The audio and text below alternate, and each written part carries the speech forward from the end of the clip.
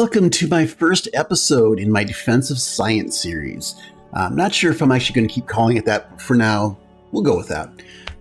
So today, I want to go over one of the core concepts of science. It's taught in pretty much every field of science. It's the core of data analysis and just interpreting what is observed.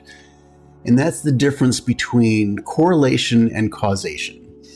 The way I learned it was just basically the phrase, correlation does not imply causation.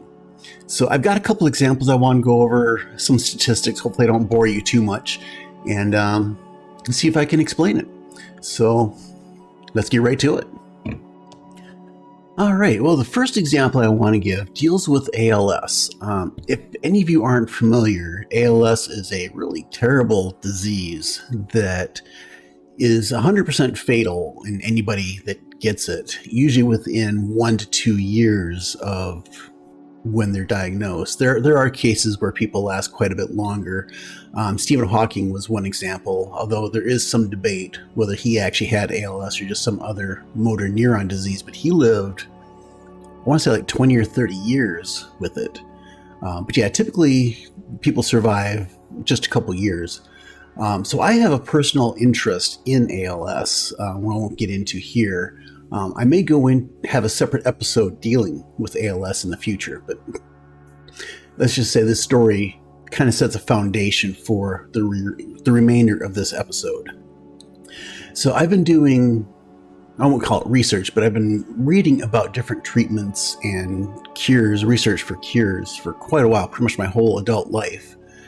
And probably about 20 years ago, I read an article where this woman was interviewed and her husband had died from ALS. Her husband worked in some type of a chemical plant for pretty much his whole adult life. And she was quoted as saying, I know his exposure at the chemical plant is what caused his ALS. So, I mean, I get it. When something bad happens, people normally want to find something or someone to blame. And in this case, some big multinational chemical company. So that's the person that this person blamed, the company that this person blamed. Some people will blame, I don't know, some politician they don't like, God, whoever. But they have to blame somebody. But my thought at the time was, gee, they're spending $100 million a year doing research, trying to find the cause, cure, treatments, whatever, when, gee, all they had to do was contact this one person and she could have told them what causes it. But anyway, like I said, I tend to be a little cynical about these things, but I understand, like I said, people want to find somebody or something to blame. But in science, we can't be swayed by those kind of things. We have to look at the actual data and evaluate things based on the data. So that will be the next section. All right, so in this last section, what I want to talk about is the COVID vaccine. Not vaccines in general, safety and other side effects that are supposedly linked. That'll be in another episode, but there's one aspect of the COVID vaccine that I want to discuss, and it fits in perfectly for this topic. A couple months ago, a good friend of mine from high school, known him most of my life, his dad got the COVID vaccine. And shortly afterwards, he discovered he had heart problems. And my friend, I don't think he actually came right out and said it, but he at least implied that he thought that the vaccine caused the heart disease. So let's just take a look at this claim and evaluate whether or not that's true or not. So let's start out with heart disease. So according to the CDC, there are approximately 30 million people in the US currently with heart disease. And that number has stayed fairly constant for quite a few years.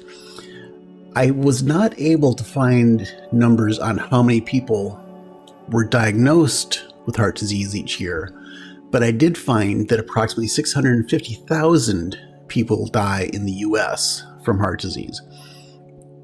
So based on the heart disease numbers staying roughly the same and 650,000 people dying from heart disease, we can come to a reasonable conclusion that approximately 650,000 people each year get diagnosed with heart disease. It may actually be more than that, because I'm assuming some people actually get cured of heart disease, or may not count people who just drop dead from heart disease before they even know they have it. Because that's one of the unfortunate things about heart disease, is frequently the first sign of heart disease is the person dropping dead from a fatal heart attack. It's also known as widowmaker. So there's potentially quite a few people out there who have heart disease that just they don't know it because they haven't been tested and they haven't dropped dead from a heart attack. It kind of seems kind of cruel to say that, but it's just that's how things are. So if we're estimating on the low end that 650,000 people each year get diagnosed with heart disease, it's a good starting point. So also according to the CDC, as of March of 2022, 255 million people in the US have received at least one dose of the COVID vaccine. That's approximately 77% of the US population. So if you take a look at the numbers, 77% of the US population, and you take that in relation to heart disease, with 650,000 people being diagnosed, you do 77% of that, you should expect to see approximately 510,000 people that receive the vaccine and sometime in that ballpark also get diagnosed with heart disease. So the question is there a cause and effect relationship there? And without a detailed clinical study, it's really kind of hard to tell. And there have been clinical studies for this. I just don't know if this has been studied, this particular aspect. But one way we can look at evaluate this hypothesis is by just looking at the numbers. I don't have those numbers available. It's not kind of my specialty. But if you take a look at the actual numbers of how many people who have received the COVID vaccine and then get diagnosed with heart disease, you would expect about 500,000. And you have to take a look. Is the number higher? Is it lower? Is it in the right ballpark? If it's higher, then perhaps there is a link between the two. There could be other factors, but again, that's not my field of expertise. But that's what the people look at.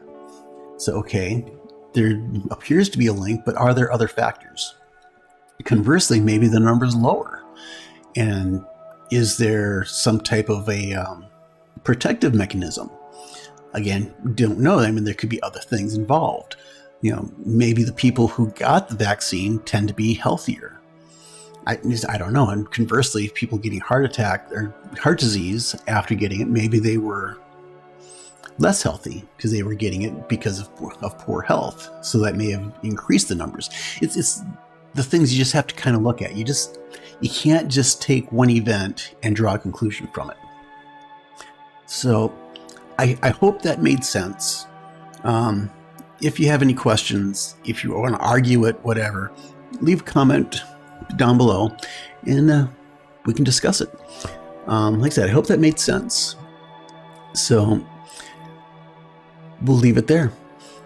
In the future, as I mentioned, I want to do an episode on ALS. I'll probably do something on vaccines at some point, specifically the supposed autism link.